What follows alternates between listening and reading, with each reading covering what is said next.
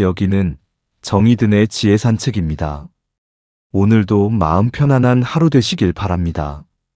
오늘 이야기를 시작하기 전에 먼저 한 가지 여쭤보겠습니다.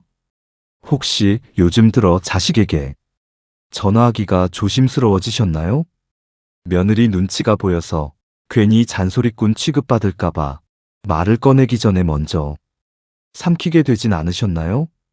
아니면 오랜 친구와 만나서도 예전처럼 속 깊은 이야기를 나누기가 어려워지셨나요? 분명 좋은 말만 하려고 애썼는데 어느 순간 상대방 표정이 어두워지는 걸 느끼신 적은요? 이 나이가 되면 문득 이상한 걸 느낍니다. 관계를 좋게 만들려고 애쓰면 애쓸수록 오히려 사람들이 조금씩 뒷걸음질 치는 기분이 드는 것이죠. 좋은 말만 하며 살았는데 왜 내 곁은 점점 비어갈까요? 애를 써도 자꾸 어긋나니 이제는 차라리 말을 안 하는 게 나았나 싶습니다. 마음이 자꾸만 조심스러워집니다. 어쩌면 지금 이 이야기를 듣고 계신 분들 중에도 그런 마음으로 오늘 하루를 시작하신 분이 계실지 모르겠습니다. 그런데 여기 정말 신기한 사람이 한 명 있습니다. 박순덕 씨는 올해 72살이 된 할머니입니다. 이분은 남들 다 아는 칭찬을 거의 하지 않습니다. 어머, 정말 대단하시네요. 같은 말을 입에 달고 사는 분이 아닙니다. 그런데도 박순덕 씨 주변에는 늘 사람이 북적입니다. 타지에 나간 자식들은 엄마한테 자꾸만 전화를 걸어옵니다. 동네 이웃들도 무슨 일만 생기면 박순덕 씨를 먼저 찾습니다. 명절이면 며느리가 먼저 안부를 묻고 손주들도 할머니 집에 오는 걸 좋아합니다. 반면 같은 동네에 사는 김영애 씨는 정반대입니다. 만날 때마다 어머, 정말 대단하시네요. 라며 좋은 말을 아끼지 않습니다. 칭찬을 참 많이 하는 분이죠. 하지만 이상하게도 사람들은 김영애 씨와 오래 이야기하려 하지 않습니다. 김영애 씨는 마음이 참 아픕니다. 나는 좋은 말만 하려고 이렇게 애썼는데 왜 다들 나를 피하는 걸까? 혹시 김영애 씨의 마음이 남의 이야기처럼 느껴지지 않으시는 분도 계실 겁니다. 저도 한때 그랬으니까요. 이 두 사람의 결정적인 차이는 무엇일까요? 박순덕 씨의 말에는 어떤 것이 담겨 있고 김영애 씨의 말에는 그것이 빠져 있습니다. 그 작은 차이 하나가 두 사람의 관계를 완전히 다른 운명으로 바꿔놓았습니다. 더 놀라운 건 이게 무슨 대단한 기술이 아니라는 사실입니다. 박순덕 씨도 예전에는 김영애 씨처럼 입에 발린 칭찬을 참 많이 했다고 합니다. 그러다 어느 순간 딱 한 가지만 바꿨을 뿐인데 관계의 판도가 완전히 뒤집힌 것이죠. 나이 들수록 뼈저리게 알게 됩니다. 사람 마음이란 칭찬의 횟수로 움직이는 게 아니라는 걸요. 칭찬을 100번 들어도 마음의 문이 굳게 닫히는 사람이 있습니다. 반면 무심한 듯 던진 딱 한마디의 마음이 확 열리는 사람도 있습니다. 다행인 건 이 마법 같은 변화가 지금부터라도 가능하다는 점입니다. 결코 늦지 않았습니다. 오히려 환갑을 넘긴 뒤로는 세상을 보는 눈이 깊어집니다. 그 차이를 제대로 알아볼 수 있는 나이가 된 것이죠.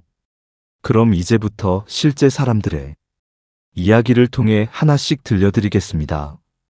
칭찬보다 훨씬 강하게 사람 마음을 움직이는 결정적인 말 5가지. 그리고 우리가 친절이라 믿고 쓰면서 관계를 서서히 망가뜨리는 말 3가지. 안 들으면 평생 후회하게 될 그 한마디의 비밀을 지금부터 시작합니다. 첫 번째, 이 한마디에 사람 마음이 무너집니다. 박순덕 씨는 올해 72살이 된 할머니입니다. 얼마 전 박순덕 씨는 오랜 친구인 이옥순 씨를 만났습니다. 옥순 씨는 요새 막내 아들 내외와 갈등이 있어서 마음고생이 심한 상태였죠. 찻집 구석자리에 앉아 옥순 씨는 한참 동안 아들 이야기와 며느리에 대한 서운함을 쏟아냈습니다. 보통 사람 같으면 이렇게 말했을 겁니다. 그래도 아들이 최고지. 애들이 몰라서 그러니 네가 참아. 혹은 너 정말 대단하다. 그 상황을 다 참고 살고. 라며 김영애 씨처럼 입에 발린 칭찬을 했을지도 모릅니다. 하지만 박순덕 씨는 가만히 듣고 있다가 옥순 씨의 어깨를 토닥이며 딱 한마디를 건넸습니다. 옥순아, 그동안 너 정말 힘들었겠다. 이 짧은 한마디에 옥순 씨는 참았던 눈물을 왈칵 쏟아내고 말았습니다. 수만 가지 위로보다, 수백 번의 칭찬보다 이 한마디가 옥순 씨의 다친 마음을 완전히 열어젖힌 것이지요. 우리는 흔히 칭찬이 관계의 정답이라고 믿으며 살아왔습니다. 하지만 사람이 가장 강력하게 느끼는 감정적 연결은 평가가 아니라 이해에서 옵니다. 잘했다. 라는 말은 아무리 좋아도 결국 일종의 평가입니다. 하지만 힘들었겠다. 라는 말은 평가가 아닙니다. 상대의 고통 속에 내가 함께 들어가 있다는 신호입니다. 상대방의 세상을 있는 그대로 함께 느껴주는 것. 그것만으로도 사람의 굳게 닫힌 마음은 스르르 열리게 됩니다. 이 나이가 되면 우리는 누구나 각자의 짐을 지고 살아갑니다. 젊었을 때는 이겨내야 할 숙제였던 일들이 이제는 오롯이 견뎌내야 할 삶의 무게가 되었지요. 이럴 때 누군가 나에게 참 잘하고 있다. 라고 칭찬하면 어떨까요? 왠지 모르게 더 잘해야 할 것 같은 부담감이 생기기도 합니다. 하지만 정말 힘들었겠다. 라는 말은 다릅니다. 내 어깨의 짐을 잠시 내려놓아도 좋다는 허락처럼 들립니다. 사람들이 박순덕 씨 곁으로 모이는 이유는 바로 이 때문입니다.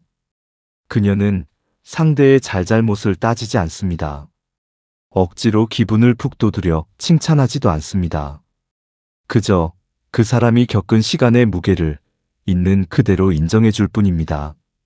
혹시 당신도 주변 사람과 벽이 느껴지시나요? 그렇다면 그 사람이 잘한 점을 찾아 칭찬하려고 너무 애쓰지 마세요. 그건 당신이 관계에 서툴러서가 아닙니다. 단지 상대의 마음이 머물 자리를 찾지 못했을 뿐입니다. 정말 고생 많았네. 많이 힘들었겠구나. 이 짧은 진심 하나면 충분합니다. 당신이 보낸 그 따뜻한 신호는 상대방의 마음속에 가장 깊은 울림으로 남을 것입니다. 그 마음은 결코 틀리지 않았고 당신은 이미 충분히 따뜻한 사람입니다. 두 번째, 어른의 사과는 다릅니다. 최미경 씨는 64세 여성입니다. 미경 씨는 며칠 전 며느리에게 몸에 좋다며 건강즙 한 박스를 보냈습니다. 고마워할 줄 알았던 며느리의 목소리가 평소보다 낮았습니다. 미경 씨는 직감적으로 무언가 어긋났음을 느꼈습니다. 보통은 이렇게 생각하기 쉽습니다. 내가 좋은 거 사줬는데 반응이 왜 저래? 혹은 이렇게 말하기도 하죠. 건강 생각해서 보낸 건데. 본인의 선의를 강조하는 것입니다. 하지만 미경 씨는 잠시 멈추고 박순덕 씨가 관계를 푸는 방식을 떠올렸습니다. 그리고 며느리에게 조용히 문자를 남겼습니다. 얘야, 내 마음만 앞서서 보낸 건데 혹시 부담이 되었다면 미안하구나. 얼마 뒤 며느리에게서 답장이 돌아왔습니다. 어머니, 사실 냉장고 정리 중이었는데 제 마음 알아주셔서 감사해요. 천천히 먹을게요. 진심 어린 답장이었습니다. 평생 관계를 살아오며 우리는 사과를 지는 것이라고 생각해왔습니다. 그런 세월이 참 길었습니다. 특히 윗사람이 아랫사람에게 사과하는 것을 권위가 깎이는 일이라 여기기도 했지요. 하지만 상대방이 느낀 불편함의 원인을 나에게서 찾고 그것을 먼저 말해주는 순간 상대는 공격받는다는 느낌에서 벗어나게 됩니다. 잘못을 고백하는 것이 아닙니다. 상대의 기분을 먼저 헤아려주는 사과는 수백 번의 칭찬보다 훨씬 더 품격 있게 상대의 마음을 움직입니다. 예순을 넘기고 나면 내 고집이 정답처럼 느껴질 때가 많아집니다. 내가 이만큼 살아봐서 아는데 라는 말이 입술 끝까지 차오르기도 하지요. 하지만 내 선의가 상대에게는 짐이 될 수 있다는 사실을 인정하는 것. 그것이 진짜 어른의 대화법입니다. 박순덕 씨 주변에 늘 사람들이 모이는 이유가 있습니다. 그녀가 결코 완벽한 사람이라서가 아닙니다. 오히려 내 말이 상대에게 어떻게 닿았을지를 끊임없이 살핍니다. 혹시라도 생겼을 마음의 생채기를 먼저 어루만져 주기 때문입니다. 그 한마디가 상대방에게는 이분은 정말 나를 존중해 주시는구나 라는 깊은 감동으로 남게 됩니다. 혹시 당신도 소중한 사람과 서먹해지셨나요? 그렇다면 내 의도가 얼마나 좋았는지를 설명하려 애쓰지 마세요. 내 마음이 너에게 어렵게 전달된 것 같아 미안하다. 이 말은 결코 비굴한 항복이 아닙니다. 오히려 상대의 마음을 가장 귀하게 여기고 있다는 당신만의 고결한 사랑의 증거입니다. 그동안 당신은 관계를 지키기 위해 얼마나 많은 말을 삼키고 참아오셨나요? 그 사려 깊은 마음만으로도 당신은 이미 충분히 훌륭한 삶을 살고 계신 겁니다. 세 번째, 위로가 되는 말은 따로 있습니다. 한정혜 씨는 70된 여성입니다. 정혜 씨는 얼마 전 동창 모임에 갔다가 기분이 이상해 돌아온 친구의 전화를 받았습니다. 친구가 말하기를 다른 친구들이 손주 자랑을 하며 은근히 본인을 소외시키는 기분이 들었다고 하더군요. 정혜 씨는 평소 같으면 이렇게 말했을 겁니다. 야, 그 사람들 원래 그래. 신경 끄고 살아. 기운을 푹 돋아주려는 마음이었겠지요. 하지만 이번에는 박순덕 씨에게 배운 대로 가만히 고개를 끄덕이며 이렇게 말했습니다. 그런 자리에서 그런 이야기 들으면 누구라도 마음이 좀 허했을 거야.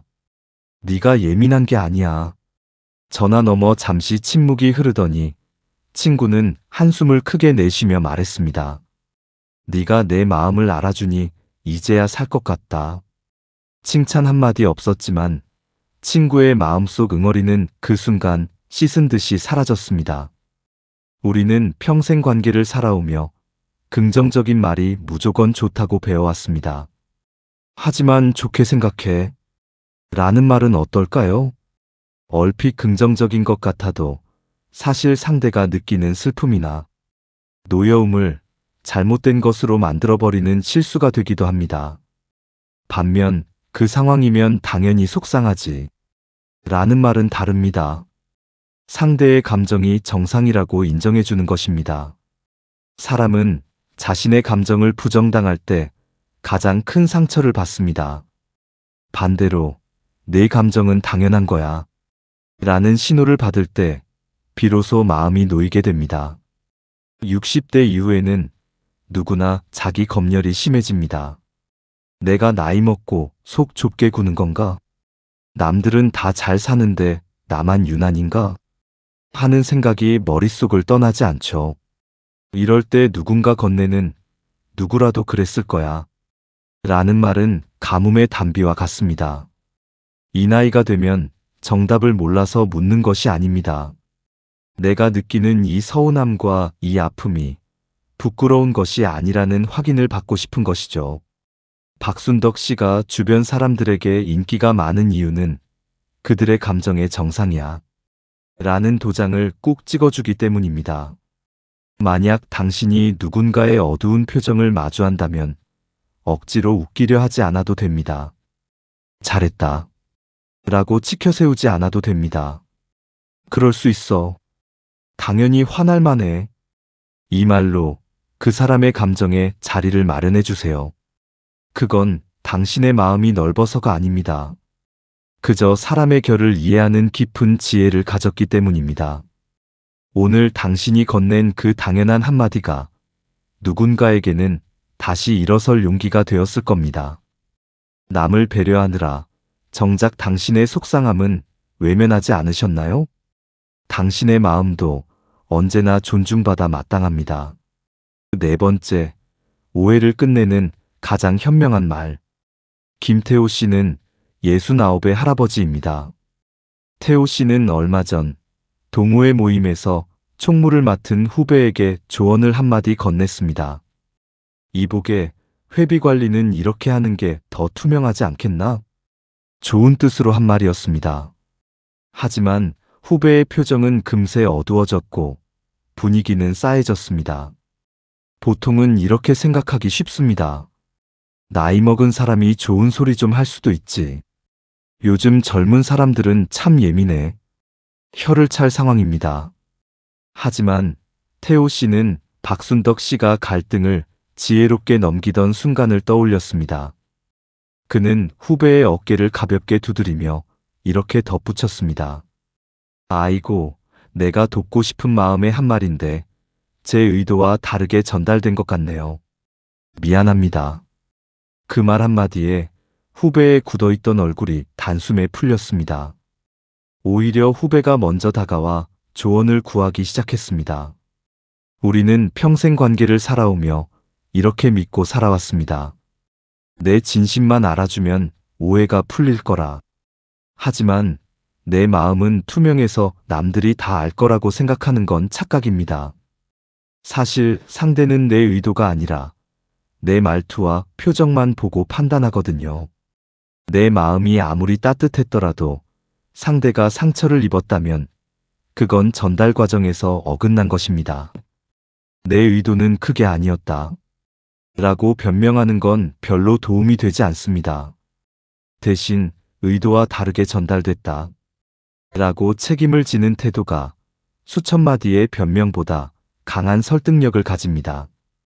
예순을 넘기고 나면 내 진심을 몰라주는 주변 사람들이 야속하게 느껴질 때가 참 많습니다. 나는 정말 너 잘되라고 한 소리인데 왜 몰라주니? 이런 말이 목구멍까지 차오르기도 하죠. 하지만 이 나이가 될수록 우리는 배우게 됩니다. 내 마음의 내용물만큼이나 그것을 담아내는 그릇, 즉 말의 태도가 중요하다는 걸요.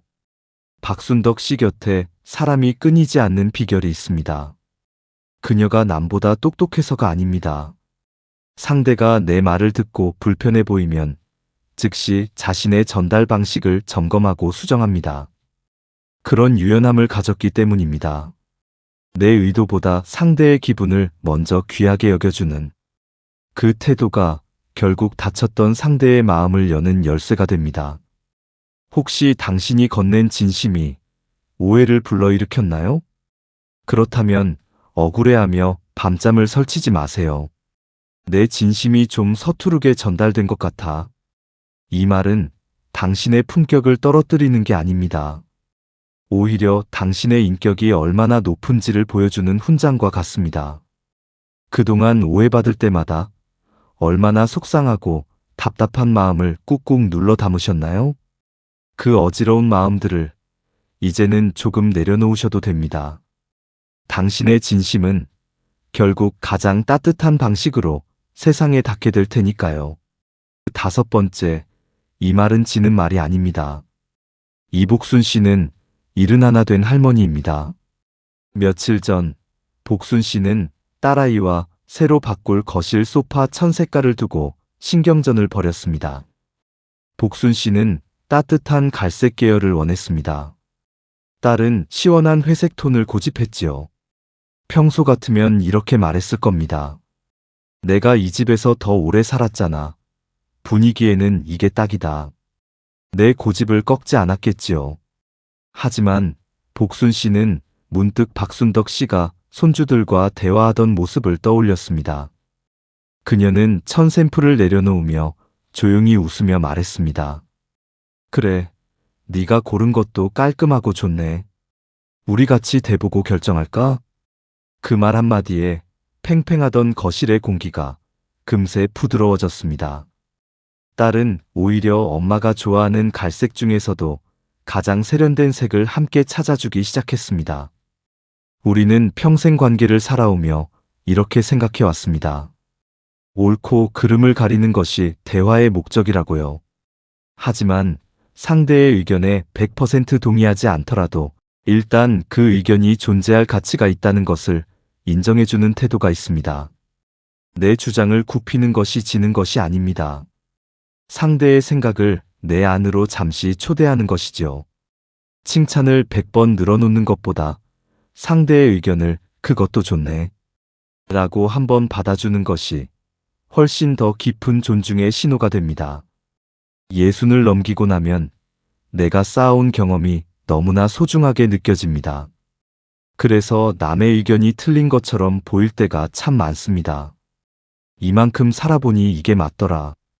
이런 확신이 대화의 벽을 만들기도 하지요. 하지만 박순덕 씨 주변에 사람이 모이는 이유가 있습니다. 그녀가 모든 정답을 알고 있어서가 아닙니다. 상대의 의견을 그건 아니지 라고 자르지 않습니다. 그럴 수도 있겠네 라며 일단 곁을 내어주기 때문입니다. 이 나이에 우리가 보여줄 수 있는 가장 큰 여유가 있습니다.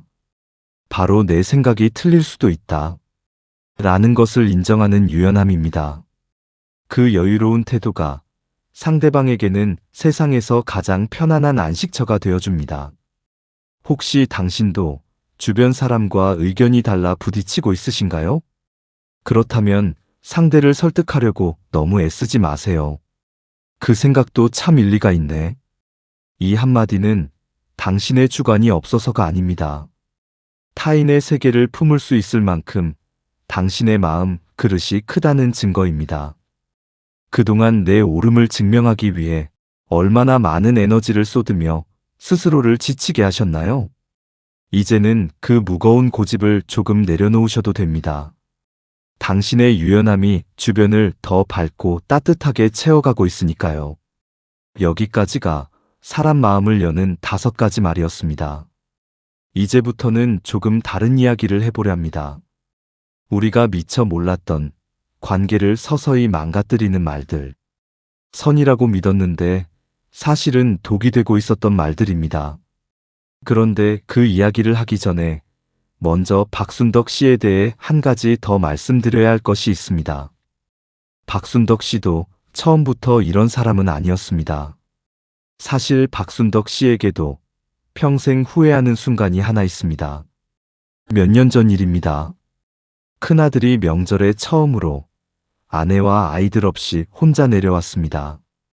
박순덕 씨는 며느리가 오지 않은 것이 불만이었습니다. 속으로는 내 체면이 뭐가 되나 싶은 마음도 있었지요. 아들이 조심스럽게 입을 열었습니다. 엄마, 사실 요즘 집에서 좀 힘든 일이 있어서. 그런데 박순덕 씨는 아들의 말을 끝까지 듣지 않았습니다. 힘들긴 뭐가 힘들어. 젊어서 힘든 건 다 약이야. 나는 너희 아버지하고 살면서 그것보다 더한 것도 다 참았어. 아들은 말을 멈췄습니다. 그리고 그날 저녁 예정보다 하루 일찍 서울로 올라갔습니다. 박순덕 씨는 그때 아들의 눈빛을 아직도 잊지 못합니다. 실망도 아니고 화도 아니고 그냥 조용히 문이 닫히는 것 같은 눈빛이었습니다. 그 후로 한동안 아들의 연락이 뜸해졌습니다. 박순덕 씨는 밤마다 생각했습니다. 내가 뭘 잘못했나? 좋은 말 해준 것 같은데. 그러다 문득 깨달았습니다. 아들은 위로받고 싶었던 것이지 내 고생담을 듣고 싶었던 게 아니었구나. 나는 아들의 말을 끊고 내 이야기로 덮어버렸구나. 박순덕 씨는 용기를 내어 아들에게 전화를 걸었습니다. 얘야, 그때 네가 힘들다고 했을 때 엄마가 제대로 들어주지 못했다. 미안하다. 전화기 너머로 아들이 잠시 침묵하더니 낮은 목소리로 말했습니다. 엄마, 그 말 듣고 싶었어요. 그날 이후로 아들은 다시 자주 전화를 걸어오기 시작했습니다. 박순덕 씨가 지금처럼 관계의 지혜를 갖게 된 건 타고난 것이 아닙니다. 자신도 실수했고 후회했고 그 아픔 속에서 배웠기 때문입니다. 혹시 지금 떠오르는 얼굴이 있으시다면 그 사람을 잠시 떠올려 보셔도 좋습니다. 지금 이 이야기를 듣고 계신 분들께 말씀드리고 싶습니다. 혹시 과거에 자식에게, 배우자에게, 친구에게 비슷한 말을 하신 적이 있으신가요? 그렇다면 너무 자책하지 마세요. 그때의 당신은 그 방법밖에 몰랐을 뿐입니다. 지금 알았으니 지금부터 바꾸면 됩니다. 늦지 않았습니다. 하지만 반대로 우리는 때때로 무서운 말을 내뱉기도 합니다. 너무 가깝고 편하다는 이유로, 혹은 정말 상대를 위한다는 착각에 빠져서요. 나 자신은 전혀 눈치채지 못하고 있었습니다. 하지만 상대방에게는 평생 지워지지 않는 흉터를 남기고 관계를 서서히 죽여가는 말들이 있습니다. 어쩌면 지금부터 들려드릴 이야기가 앞서 본 내용보다 여러분의 가슴을 더 서늘하게 찌를지도 모르겠습니다. 내가 선이라고 믿었던 그 말들이 어떻게 관계를 망치고 있었는지, 이제는 우리가 외면해왔던 그 불편한 진실을 하나씩 마주해 보려 합니다. 관계를 망치는 첫 번째 말, 가까운 사이일수록 조심해야 합니다. 장기수 씨는 올해 74이 된 할아버지입니다. 기수 씨는 얼마 전 평생 집안일과 자식 뒷바라지만 하던 아내가 주민센터 노래교실 대회에 나가 처음으로 장려상을 받아왔을 때를 잊지 못합니다. 아내는 평소와 달리 아이처럼 상기된 얼굴로 상장을 펼쳐 보이며 기수 씨의 반응을 기다렸지요. 그 상장은 아내에게 있어 단순한 종이 한 장이 아니었습니다. 누구의 엄마, 누구의 아내가 아닌 자신으로 인정받은 생애 첫 훈장과도 같았습니다.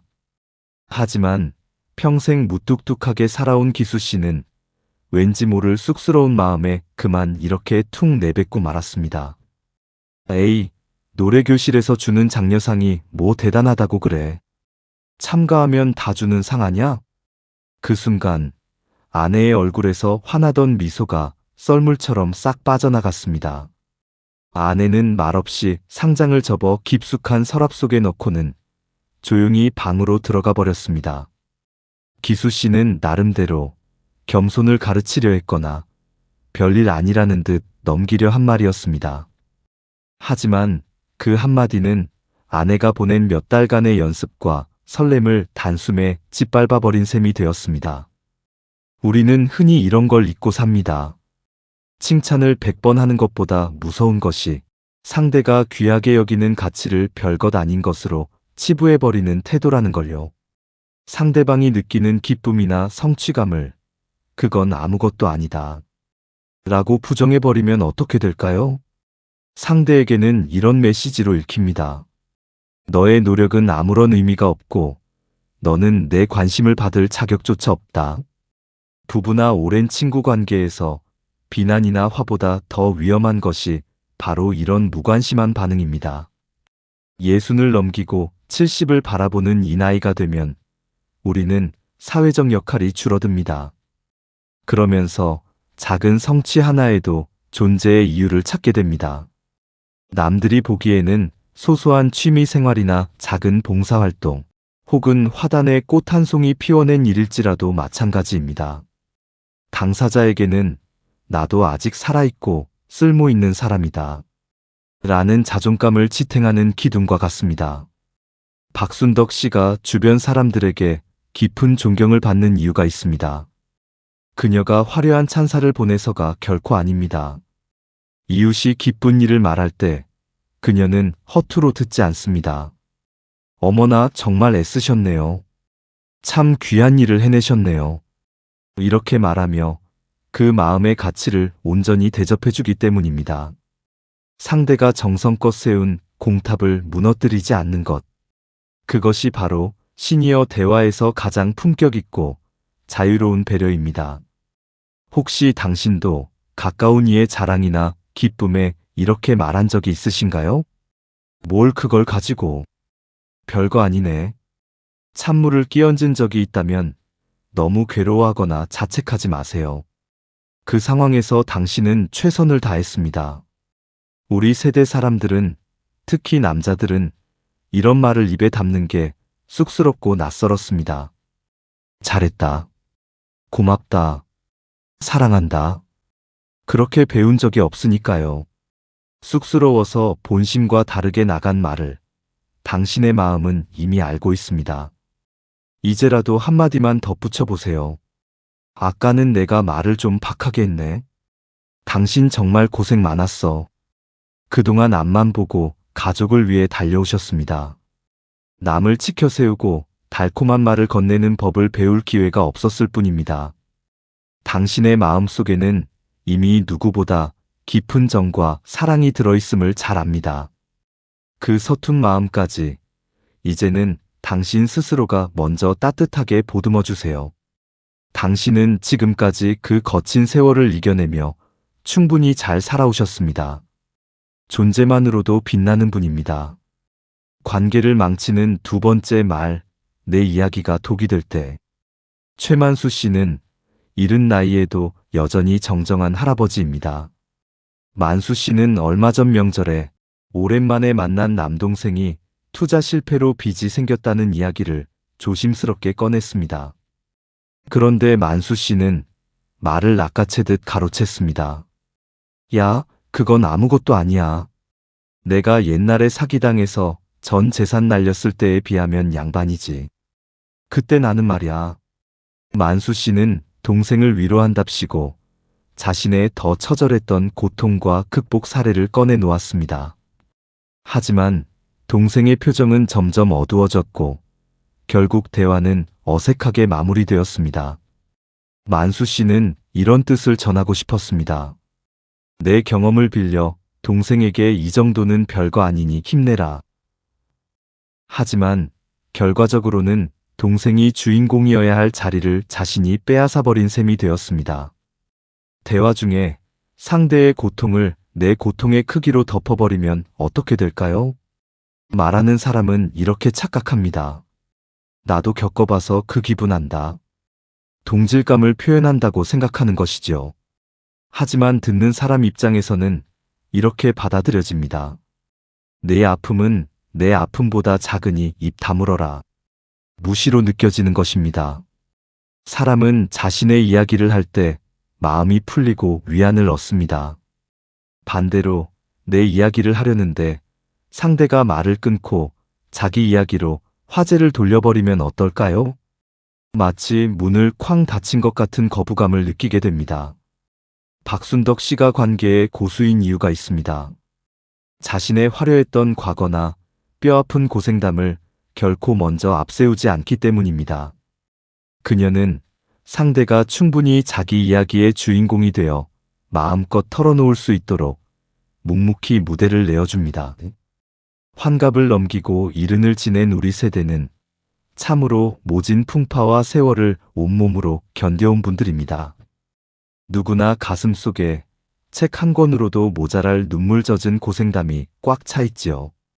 그러다 보니 남의 힘든 소리를 들으면 나도 모르게 이런 말이 반사적으로 튀어나오곤 합니다. 내가 겪은 것에 비하면 그건 고생도 아니다. 하지만 관계의 진정한 가치는 이런 시합이 아닙니다. 누가 더 처절하게 힘들었는가? 그를 겨루는 것이 아니라는 말입니다. 박순덕 씨는 아무리 큰 태풍을 겪었어도 지금 눈앞에 있는 이웃의 작은 생채기를 먼저 들여다봅니다. 나는 그 정도까지는 아니었지만 내 마음은 지금 정말 바위처럼 무겁겠구나. 이렇게 말하며 자신의 경험을 비교의 잣대가 아닌 오직 깊은 이해의 도구로만 사용합니다. 그럴 때 상대는 비로소 진정으로 이해받았다는 충만함을 느낍니다. 마음의 문을 활짝 열게 됩니다. 혹시 당신도 상대의 절박한 말을 끊고 내가 더 힘들었다 며 당신의 이야기만 쏟아낸 적이 있으신가요? 사람은 다 그렇게 배우며 나이 들어갑니다. 당신의 가슴 속에도 평생 미처 다 풀어내지 못한 응어리가 있을 겁니다. 인정받고 싶은 욕구가 너무나 많아서일지도 모릅니다. 이렇게 솔직하게 한마디만 건네보세요. 내 이야기를 들으니 내 옛날 생각이 나서 나도 모르게 말이 앞섰네. 미안하다. 오해는 눈 녹듯 사라지고 대화의 온기는 금세 회복될 것입니다. 평생을 가족의 생계와 일터를 위해 당신의 고통은 뒷전으로 미루고 묵묵히 걸어오신 당신입니다. 그 고단했던 세월을 이제는 당신 스스로가 세상에서 가장 먼저 알아주고 보듬어 주세요. 당신은 누군가의 아픈 이야기를 넉넉히 들어줄 만큼 이미 충분히 넓고 따뜻한 품을 가진 세상에 하나뿐인 귀한 사람입니다. 관계를 망치는 세 번째 말, 이 말에 사람은 입을 닫습니다. 윤말순 씨는 67 나이에 요즘 부쩍 외로움을 느끼는 여성입니다. 말순 씨는 얼마 전부터 어깨 통증이 심해져 밤마다 잠을 설쳤습니다. 우울한 마음이 커져 동네 단짝 친구에게 전화를 걸었습니다. 요새 어깨가 너무 아파서 빨래 널기도 힘들어. 마음이 참 적적해. 그러자 친구는 위로는커녕 숨도 쉬지 않고 이렇게 답했습니다.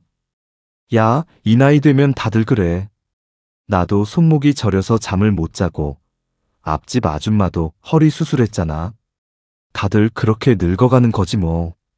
친구는 나름대로 위로한답시고 한 말이었겠지요. 너만 아픈 게 아니니 안심하라.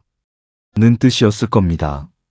하지만 말순 씨는 그 말을 듣는 순간 입을 꾹 다물게 되었습니다. 자신의 고통이 길가에 흔하게 널린 잡초처럼 취급받는 기분이 들었습니다. 아무 말도 나누고 싶지 않아진 것이지요. 우리는 상대가 힘들다고 할 때 그 마음의 짐을 덜어주려는 선한 의도로 이렇게 말하곤 합니다. 남들도 다 그래. 하지만 이 말은 위로가 아니라 비교를 통한 압박으로 들립니다. 이런 뜻으로 받아들여지는 것이죠. 내 아픔이 보편적인 것이니 너무 유난 떨지 말고 참고 견디라. 상대는 자신의 고통이 특별하게 다뤄지고 온전히 이해받기를 원합니다. 그런데 그것을 남들과 똑같은 흔한 일로 묶어버리면 깊은 소외감을 느끼게 됩니다. 칭찬을 100번 들어도 내 아픔을 흔한 일로 치부하는 사람에게는 결코 다시는 진심을 털어놓지 않게 되는 법입니다. 예순을 넘기고 나면 몸도 마음도 예전 같지 않아 서러운 순간이 참으로 많아집니다. 이럴 때 우리에게 정말 필요한 것은 무엇일까요? 의학적인 진단이나 통계적인 비교가 아닙니다. 단 한 사람의 온전하고 따뜻한 귀 기울임입니다.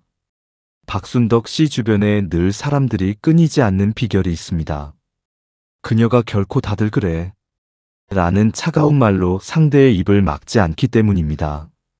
그녀는 이렇게 말합니다. 아이고, 얼마나 아팠어. 너는 평생 집안일 도맡아 하느라 어깨가 성할 날이 없었으니 더 고생이다. 그 사람만의 고통을 특별한 역사의 한 페이지로 바라봐 줍니다. 내 아픔이 남들과 똑같은 흔한 것이 아니라 귀하게 위로받아야 할 나만의 역사로 대접받을 때 사람은 비로소 다시 살아갈 힘과 위안을 얻게 됩니다. 만약 당신이 누군가의 푸념에 무심코 이렇게 답했다면요. 남들도 다 그렇게 살아. 너무 자책하며 밤잠을 설치지 마세요. 상대를 안심시키고 싶었던 당신의 고운 마음이 잠시 표현의 길을 잘못 들었을 뿐입니다. 이 한마디로 다시 따뜻한 길을 찾으면 그뿐입니다. 너는 유독 더 힘들었겠구나. 남들의 고통까지 헤아리고 배려하느라 정작 당신 자신의 아픔은 어떻게 하셨나요? 남들도 다 이러니까 라며 꾹꾹 누르고 모른 척하며 살지는 않으셨나요? 당신의 아픔은 결코 흔한 것이 아닙니다. 이 세상에서 가장 따뜻하고 정중한 위로를 받을 자격이 충분합니다. 남을 위로하기 전에 먼저 당신의 마음을 안아주세요. 당신은 지금 모습 그대로도 충분히 소중하고 귀한 존재입니다. 평생을 타인의 기분을 살피고 누군가의 뒷모습을 챙기며 살아오신 당신께 이제는 조용히 이 말씀을 꼭 드리고 싶습니다. 오늘 우리가 나눈 이야기들은 단순히 말을 잘하는 기술에 대한 것이 아니었습니다. 그것은 평생을 관계 속에서 상처받으면서도 끝내 사람에 대한 기대를 놓지 않았던 당신의 그 귀한 진심을 이제는 당신 스스로에게 돌려주라는 간절한 신호입니다. 돌이켜보면 참으로 고단한 세월이었습니다. 자식들 입에 맛있는 것 들어가는 것만 봐도 배가 불렀습니다. 부모님과 가족들의 기대를 채우느라 당신의 마음은 늘 뒷전으로 밀려나기 일쑤였지요. 누군가에게 서운한 소리를 들으면 밤을 설치며 이렇게 자책하셨습니다. 내가 뭘 잘못했나? 스스로를 깎아내렸던 그 수많은 밤들, 그 고독한 시간들을 당신은 오롯이 혼자서 견뎌내셨습니다. 하지만 이제는 분명히 알아주셨으면 좋겠습니다. 당신은 결코 잘못 살지 않았습니다. 때로는 말실수를 하고, 때로는 관계가 어긋나 누군가와 멀어졌을지라도 그것은 당신이 나쁜 사람이어서가 아닙니다.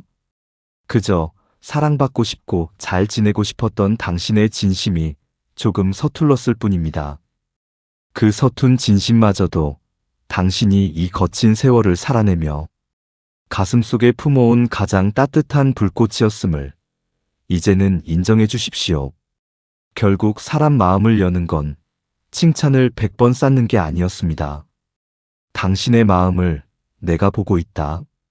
이 단 한마디. 그것이면 충분했습니다. 예순이 넘고 70이 되어 거울 속에 비친 당신의 깊은 주름은 그저 시간의 흔적이 아닙니다. 그것은 수천 번의 인내를 견디고 수만 번의 눈물을 삼키며 타인을 품어온 당신만의 훈장입니다. 이만큼 살아오느라 정말 고생 많으셨습니다. 잘 살아오셨습니다. 이제는 타인의 눈치에 당신의 소중한 남은 인생을 내어주지 마세요. 내가 더 잘했어야 했는데. 이런 자책의 채찍을 이제 그만 내려놓으십시오. 그동안 참아온 당신의 여린 마음을 당신이 먼저 안아주어야 합니다. 남들에게 건넸던 그 따뜻한 위로의 진짜 주인공은 사실 당신이어야 합니다. 정말 힘들었겠다. 누구라도 그랬을 거야. 잠시 눈을 감고 스스로에게 물어봐 주세요. 나는 그동안 내 마음을 얼마나 들여다봐 주었는가? 누군가에게 서운했을 때 나는 내 감정을 인정해 주었는가? 아니면 내가 유난인가 싶어 삼켜버렸는가? 오늘 하루 나는 나 자신에게 어떤 말을 건넸는가? 오늘 하루 딱 한 사람에게만 힘들었겠다. 라는 말을 건네보십시오. 그 한마디가 당신과 그 사람 사이의 공기를 바꿔놓을 것입니다. 당신은 앞으로 더 잘해낼 것이고 더 편안해질 것입니다. 이제는 화려한 기술이 없어도 괜찮습니다. 당신의 존재에서 뿜어져 나오는 그 깊고 은은한 세월의 향기가 사람들을 당신 곁으로 이끌 것입니다. 당신은 충분히 존경받을 자격이 있고 사랑받을 가치가 있습니다. 남은 생을 가장 당당하고 평온하게 누릴 권리가 있습니다. 지나온 세월이 당신을 부정하려 할 때마다 가슴에 손을 얹고 스스로에게 속삭여주세요. 나 정말 잘 살아왔다. 이만하면 충분하다. 나는 참 귀한 사람이다. 당신의 그 젖은 눈동자가 이제는 슬픔이 아닌 스스로를 향한 기특함과 안도의 빛으로 채워지길 진심으로 기도합니다. 우리도 조금씩 더 우리 자신에게 먼저 따뜻해질 수 있으면 좋겠습니다. 지금까지 정의든의 지혜 산책이었습니다. 오늘은 사람을 이해하지 못해도 나 자신을 지키는 것만으로도 충분한 하루입니다. 이 이야기가 마음에 닿으셨다면 구독과 좋아요 한번 눌러주세요. 사람이 덜 힘들어지는 이야기로 다시 찾아뵙겠습니다.